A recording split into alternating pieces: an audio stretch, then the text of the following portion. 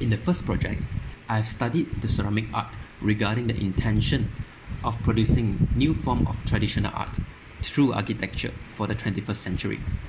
To me, the beauty of ceramic art are they are using the same materials of clay for centuries, even until this era, so it's timeless. While we visited our chosen site, Pura Tanjung Sabtu in Terengganu, the most attractive ceramic art in the PTS is the massive singular tiles staying overlapping on the roof. It's beautiful. During our site visit, the collapsed singular roof tile drew my attention. The situation of the roof on site gives me an intention of breaking through the flat singular tile arrangement.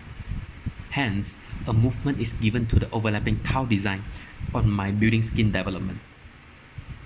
Through understanding, the singular roof tile is so precious that the material is quite hard to obtain because the clay needed is taken from certain paddy field or rivers.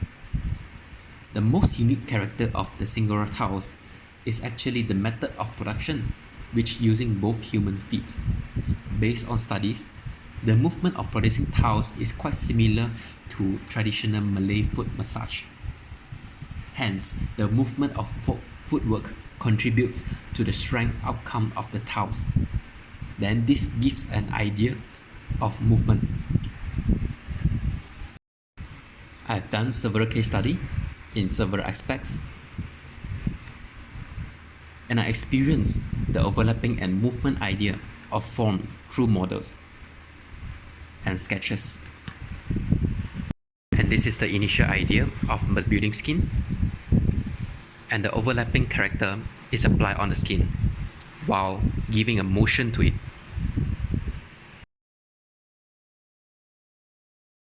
Therefore, I'm proposing a community cultural center, and the Pura Tanjung Sabtu is our project site to revive the traditional arts.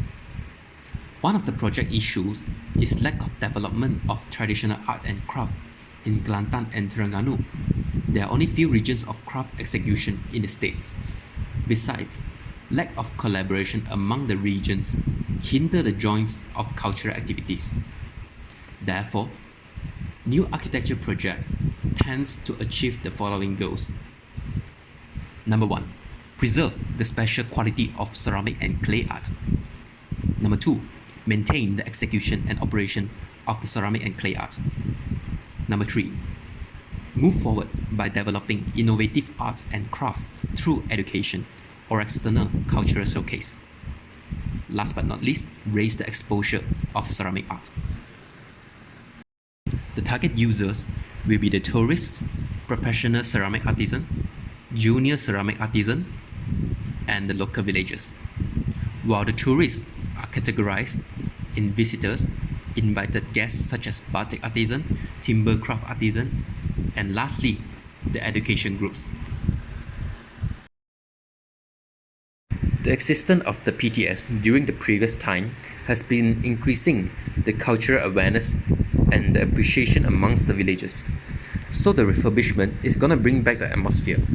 Hence, the proposed community cultural center may become their daily visiting places. My refurbishment is adaptively reuse the existing spaces as the new programming spaces, but demolish nothing much from the heritage building elements. The demolition is done on the existing lobby staircase, the lobby balcony, and the side masonry structure. Besides the staircase, the lobby floor slab on the first floor also removed to allow the entrance to be on the ground floor and create a double volume lobby, thus make the entrance more welcoming. The heritage building is comprehensively used as new programming spaces. Besides, I propose a retrofitting space for the old building which occupied as the craftsman dormitory, management office, and also the display gallery on the other side. The viewing staircase as the main connection, which providing a transition space, benefit the craftsman to have a breathtaking view to the landscape, in the same time slow down and interact with the friends, while the dormitory entrance is located away from the public space for privacy, and the management office are having view to the car park. while the new buildings are formed of 3 building blocks, which serve as the main public area, such as cafeteria, exhibition hall, library, and the amphitheater. The intention of the building massing is to overlap, crossover, and break through, which inspired by the character of the singular tiles. The spaces are designed overlapping and crossover with each other. Every space is just next to each other to increase the visual or physical interaction among the people in different spaces. Besides, the overlapping massing of the building also creates a contrast with the existing PTS building, which each building blocks in the existing PTS was built separately. 3 separate blocks that serve different purposes and space functions. Then, the 2 side building blocks overlap to the middle block. In this situation, spaces are integrated. This will increase the possibility in visual connection between the building blocks. In the next step, form of the left block is changed to assort the existing building boundary, while the right building block edges are sharpened to make it smooth to cooperate with the overall overlapping form. Then, the middle block reshapes to allow the side blocks to overlap its body. This is the final building block appearance. The massing allows the cafeteria to have the visual interaction with the human activities and the amphitheater. Besides, the theater storage share the space that located between the cafeteria and the amphitheater. Furthermore, the transition space between the 2 blocks on the ground floor becomes more interesting regarding the visual and the volume. The building orientation with the fluid building envelope not only enhance the visual connectivity to the river, but also diffuse the impact of the wind flow from the river. This will reduce the disturbance to the open ceramic workshop. While the heritage building is successfully preserved and re-functioning after being deserted for years, the new buildings are actually built to serve as a spatial extension that supports the function of PTS instead of being a part as a new building. Hence, the connection and transition between the new and old building are the focus point of my design strategies. In the village, I found that the main road is narrow for high traffic. Hence, the visitors have to walk along the way to the center. But it's actually good to encourage on-foot travel rather than by vehicle. Therefore, my intention is to create spatial quality, which is not only having activities, but mainly enhance the visitors' walking experience regarding in physical or visually. The concept of on-foot experience also show respect to the production of singular tiles, which using the both human feet to create the tiles. First of all, I developed some sporadic connections all over the cultural center, such as the vegetation staircase, the overhead walkway, the dormitory staircase, water yard, and the cafeteria ramp. This transition space is for the people to slow down and have some possible interaction because the villagers in the community might probably know each other. The vegetation staircase is an example. The staircase draws the visitors' first attention to walk from the lobby. Meanwhile, the local villagers are having merchandise there.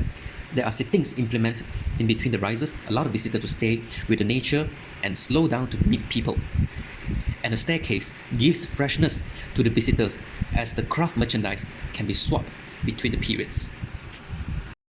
Secondly, I created multiple choices and possibilities of connection in cafe, amphitheater, and private lounge. For the third strategy is to allow the visitors and the craftsmen unintentionally walk through the old and new of the buildings. That means they will be traveling between the old and new building instead of having all the activities in the new building to stimulate some reflection of walking through the overlapping implantation of the buildings. For an example, the cloakroom and the washroom are located at the left part of PTS, and also the souvenirs and the convenience shop located at the right part of the PTS old building. People will constantly travel between these spaces. Lastly, they can physically experience walking by having an experience of mud walking in the display gallery. People come into the village to get dirty, thus blend into the local. The ceramic studio is open to all the spaces, and they are provided preparation area, ceramic storage, clean room for baking, and also vegging table. This project is not only giving the experience to the visitors, but also giving an idea of tutor, students and craftsmen crafting and living together. In a certain period, they might have a short-term ceramic project workshop that serves certain purposes.